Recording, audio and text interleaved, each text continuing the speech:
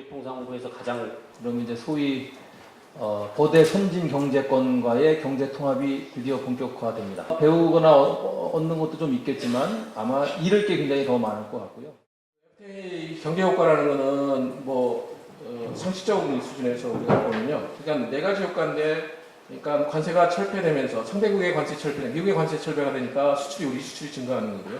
그래서 발생하는 우리 국내 생산 증가 효과입니다. 근데 이제 이 부분은 좀 고민을 해야 될 게 뭐냐면, 우리나라가 제적 부분이 지금 공동화 현상이 진행되고 있기 때문에 설령 수출이 증가하더라도 우리나라 국내 생산이 증가가 감소될 가능성이 굉장히 높습니다. 문제가 되는 것 중에 하나가 이제 그 기업 간의 양파 현상이 발생할 수 있다는 겁니다. 수출 기업은 더 수출이 잘 되니까 수익성이 나을 거고요.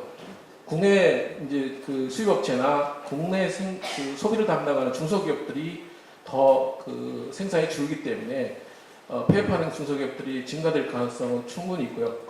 정부 정책의 제약성을 가져옵니다. 예산이 줄기 때문에. 그래서 여러 가지 정부 정책을 세우는데 상당 부분 제한을 가할 수 있다는 거고요. 제도는 쉽게 얘기하면 지금 의약품을 허가할 때는 의약품이 안전한지, 그다음에 약으로 효과가 있는지만 보는 거죠.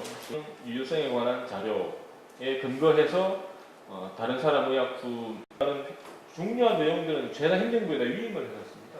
그러니까 얘기시킬 의약품 특허를 어떤 걸 할 거냐, 물질 특허만 할 거냐, 방법 특허를 할 거냐, 용도 특허는 어디까지 할 거냐, 이런 것도 굉장히 문제가 중요한 내용인데, 이게 다 위임이 돼 있어서 자기 특허가 무효인 사실을 알고, 아니면 특허 보호하기 위해서가 아니고 제네릭 의약품의 시장 진입을 지연시킬 목적으로 연결시키고 소송을 제기하는 경우에는 처벌하는 규정을 두든지, 아니면 이 피해는 결국은 국민 현찰에 돌아가니까 국가에 대한 손해배상 책임, 그 다음에 제네릭 제약사한테도 손해를 주는 거니까 제네릭 제약사한테 손해배상을 해주는 배상 책임을 두는 내용들을 약사법 개정에 둬야 되지 않느냐, 그런 두 가지 제안입니다. 문제냐 그러면 일자리 고용 증가율이 중남미 평균 수준이 남북 아메리카 평균 수준이 안 된다는 거는 멕시코나 캐나다 일자리 고용 창출 효과가 있다고 볼 수 없잖아요. 평균도 안 되는데 그걸 어떻게 효과가 있다고 하겠습니까?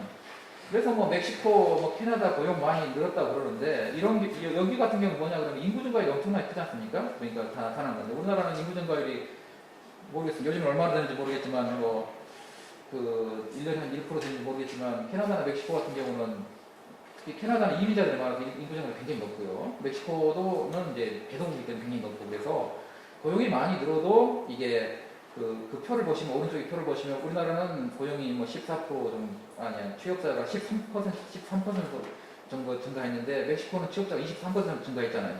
이걸 가지고 정부에서 자꾸 사기를 치는데, 여기는 뭐냐면 인구가 우리가 14% 증가할 때는 30% 증가하기 때문에 인구는 엄청나게 증가하는 취업자가 별로 안 되기 때문에 고용률이 뚝 떨어지는 겁니다. 약값을 결정하는 제도에서도 실질적으로는 문제가 많이 있는 걸로 구독 많이 되어 있습니다. 근데 제약회사가 여러 형태로 다시 개입을 해서 우리나라의 어떤 가격 결정을 무력화할 수 있다는 장치가 있다는 거죠.